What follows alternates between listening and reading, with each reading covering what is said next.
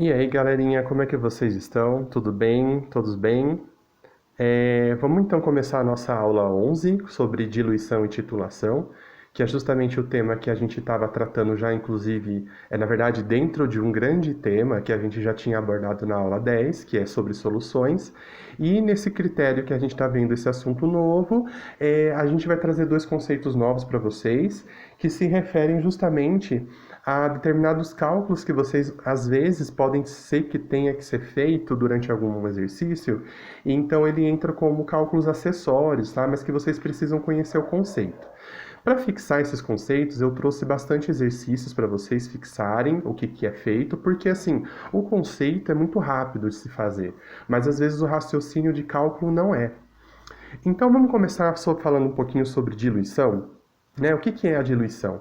A diluição é você tornar uma solução, ou seja, você já sabe o que é solução, né? É quando você tem um soluto solvatado pelo seu solvente, quando você torna uma solução menos concentrada. Ou seja, você está acrescentando solvente nela. Eu dei aí, por exemplo, para vocês imaginarem o que é uma diluição. Quando vocês, por exemplo, fazem um suco de saquinho que vocês compram no mercado, logicamente ele contém corante, flavorizantes e muito açúcar. Mas eu quero que vocês pensem no processo de que vocês acrescentam água, né?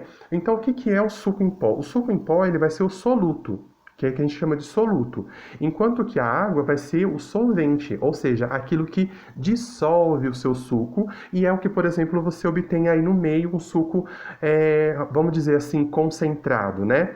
Uma solução muito concentrada, que é o que vocês veem aí mais laranja possível aí no meio das figuras. No terceiro vasilhame, o que aconteceu? Eu diluí o meu suco, ou seja, eu acrescentei mais solvente, que no caso é a água, né? No caso do suco. E isso você fez para você diminuir a concentração daquele seu soluto na sua solução total. E para isso, vocês podem me perguntar assim, ok, mas como que eu vou conseguir calcular em cada uma dessas etapas a nova concentração, por exemplo, que eu tenho na minha solução? Bom, pensando dessa forma, vocês têm que pensar qual é a base de cálculo, que em geral, o que é a base de cálculo? É aquilo que não muda em todo o seu exercício. No caso da nossa diluição, o que não muda em nenhum dos três vasilhames, por exemplo, é a massa de soluto. O soluto, ele não vai ser alterado, porque quando eu abri o saquinho e depositei o conteúdo dele no primeiro vasilhame, essa massa, em todas as situações, ela não mudou. O que mudou foi a massa total de solução, mas porque eu adicionei solvente. A massa de soluto, nos três casos, vai ser sempre a mesma. Então eu posso utilizar isso, como por exemplo nessa situação que eu mostrei para vocês com exemplos numéricos, numa base de cálculo. Olha só, na primeira situação, que você tem uma solução muito concentrada, eu dissolvi 50 gramas do meu suco em pó em 200 ml de água. Ok. E depois, na situação abaixo, eu simplesmente digo para vocês que acrescentei mais 500 ml de água. Ou seja, eu dissolvi, eu diluí o meu soluto ainda mais, obtendo uma nova concentração, uma nova solução. Como que eu vou conseguir encontrar o valor da minha nova concentração, que é o que eu mais quero obter? Bom, então, como eu falei para vocês, vamos estabelecer uma base de cálculo. Ou a massa de suco antes da solução, a massa do suquinho em pó, tá? Não é a massa do suco como um todo, mas é a massa em pó do meu suco, que são 50 gramas. Ela vai ser tanto a mesma antes de qualquer diluição, assim como depois da diluição.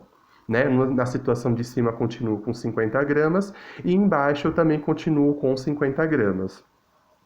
Então, como que eu tenho agora? Bom, M1 eu vou chamar então a massa de suco antes da diluição. A massa 2 como depois da diluição.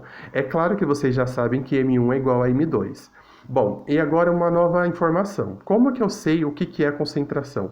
Eu estabeleci, nesse meu caso, que a minha concentração é igual a massa sobre volume, porque eu vou obter, por exemplo, um cálculo em gramas por ml de suco, né? Gramas de suco por ml de solução como um todo. Ou, por exemplo, eu poderia supor que a minha concentração é em mols por litro. Concentração é uma coisa muito abstrata. Você pode usar qualquer unidade que você tenha, desde que ela se refira a uma massa sobre um volume. ok? E mol, de uma certa forma, vocês sabem que corresponde a alguma massa, né? Vocês podem correlacionar isso através da massa molar, como a gente já viu nas outras aulas. Então, se eu isolar o M da minha fórmula, eu obtenho que o meu M é igual a concentração vezes volume, em qualquer situação. Se eu substituir essa nova fórmula, M igual a C vezes V, nas massas que eu já tinha definido antes, como M1 igual a M2, eu vou ter a grande fórmula que vocês vão sempre utilizar nas diluições, que é concentração 1 vezes volume 1, vai ser igual a concentração 2 vezes volume 2. Por quê? Porque concentração vezes volume sempre me dá massa. É por isso que eu consigo fazer essa substituição. E aí eu simplesmente pego os meus valores e consigo encontrar a nova concentração da diluição.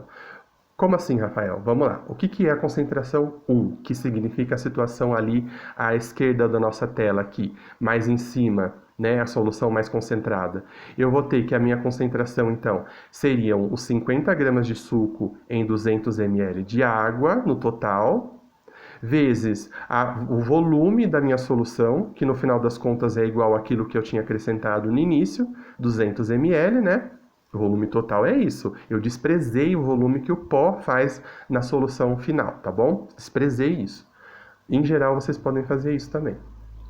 Vai ser igual a concentração 2, que é essa concentração nessa situação aqui embaixo que eu quero descobrir, vezes, o volume da minha situação 2. Mas qual que é o meu volume 2? São os 200 ml iniciais, mais os 500 que eu acrescentei. Isso é a mágica da diluição. Vocês têm que adaptar o volume na segunda situação, porque vocês acrescentam solvente. Fazendo o isolamento aqui do C2, vocês vão chegar aqui, né, no caso 200 corta com 200, 50 sobre 700, né, porque a somatória aqui passa por outro lado dividindo, fica 50 sobre 700, o que vai me dar 0,071 gramas de suco por ml de solução. Observem que eu poderia ter calculado aqui a minha concentração da situação 1, né, que seria 50 por 200. Aí eu teria na situação 1, fazendo o cálculo bem rápido aqui, 0,25 gramas por ml. Olha como ficou a concentração 2, 0,071, ou seja, mais diluído, que é justamente o que é esperado quando você acrescenta solvente na sua solução, que você obtenha uma concentração menor em relação à situação inicial. Entenderam o que é diluição? Bom, aqui tem um exercício para a gente praticar ainda mais. Podem ver que, por exemplo, nesse exercício que é baseado no Enem, ele é muito mais simples do que a gente pode esperar.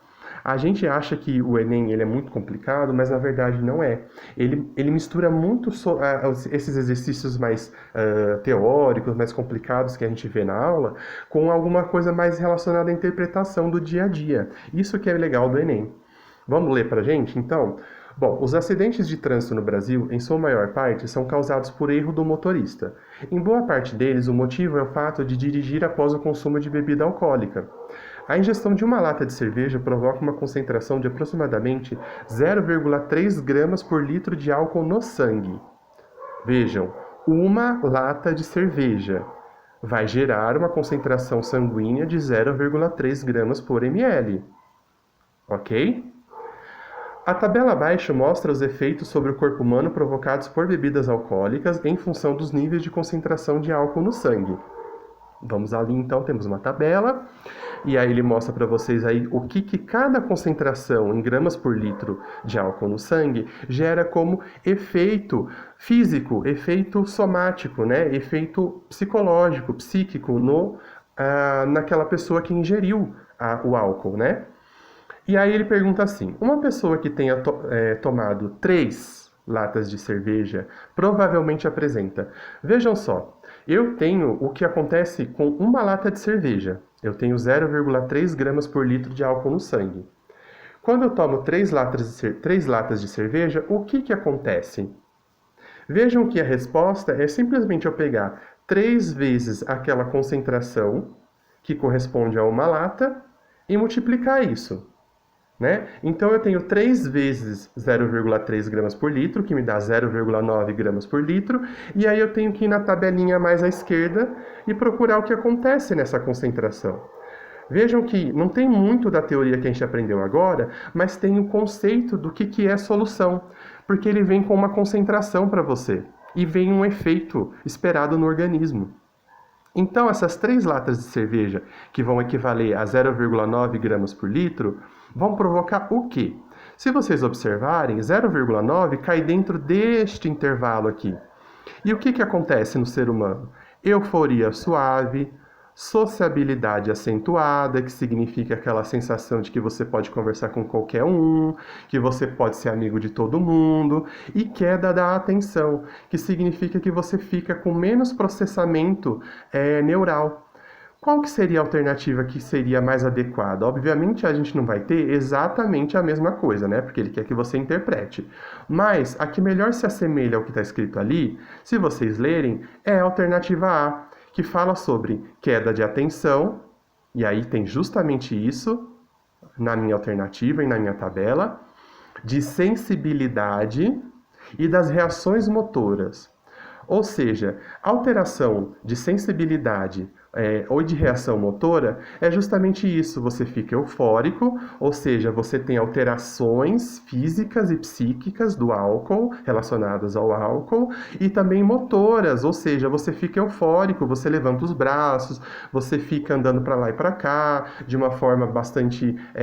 você fala de uma forma bastante prolixa, e é justamente esta interpretação do exercício nessa tabela que vai culminar com essa daqui, com essa minha alternativa. De qualquer forma, vamos ler as outras opções, né? Aparente normalidade, mas com alterações clínicas. Não, né?